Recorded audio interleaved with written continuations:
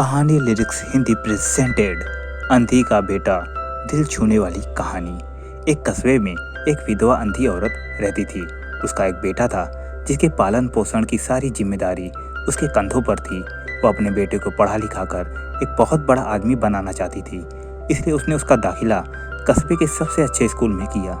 वह दिन रात मेहनत करती ताकि बेटे की स्कूल की फीस दे सके। लड़के के स्कूल के बच्चे उसकी माँ के बारे में जानते थे। वे सब उसे अंधी का बेटा कहकर चिढ़ाते थे। लड़का इसे बहुत परेशान था। उसे अपनी माँ पर शर्म आने लगी थी। वह उसके साथ कहीं भी आने जाने से कतराने लगा था। जब लड़का बड़ा हुआ तो उसकी शहर में अच्छी नौकरी लग गई। उसने अपनी माँ से वादा किया कि शहर में मकान लेकर उसे लेने आएगा, लेकिन वह शहर गया तो फिर लौटकर वापस नहीं आया।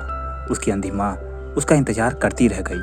कई महीने बीत गए, लड़के की कोई खबर नहीं आई तो अंधी माँ से रहा नहीं गया और एक दिन वह अपने बेटे से मिलने शहर पहुंच गई। पूछते पूछते वह बेटे के ऑफिस पहुंची। वहां सिक्योरिटी गार्ड ने उसे रोक दिया। अंधी औरत ने गार्ड को अपने बेटे का नाम बताया और बोली कि उसे जाकर कह दो कि गांव से कोई मिलने आया है। गार्ड ने जाकर उसके बेटे को बताया। बेटे ने ऑफिस की खिड़की से देखा तो उसे अपनी माँ गेट के बाहर खड़ी नजर आई। वह ऑफिस में सबके सामने अपनी माँ की वजह से शर्मिंदा नहीं होना चाहता था। उसने कहलवा दिया कि वह ऑफिस में नहीं है। अंधी औरत वहां से चली गई। शाम को वह लड़का ऑफिस से घर जाने के लिए निकला। रास्ते में एक जगह काफी भीड़ जमा थी। वह अपनी गाड़ी रोककर भीड़ के पास पहुंचा तो बीच सड़क में अपनी माँ को मरा पाया। उसके हाथ में एक चिट्ठी थी जिसमें लिखा था, बेटा, बड़े दिन हो गए थे, तेरी कोई खबर नहीं मिली। चिंता हो रही थी इसलिए तुझसे मिलने चली आई। तू तो अब बड़ा आदमी बन गया है ना। तुझसे मिलना अब शायद मुझ गरीब की किस्मत में नहीं, लेकिन मैं बहुत खुश हूँ तेरे लिए। तूने अपना ही नहीं मेरा सपना भी पूरा किया है। मलाल है कि तेरी तरक्की देख नहीं सकती।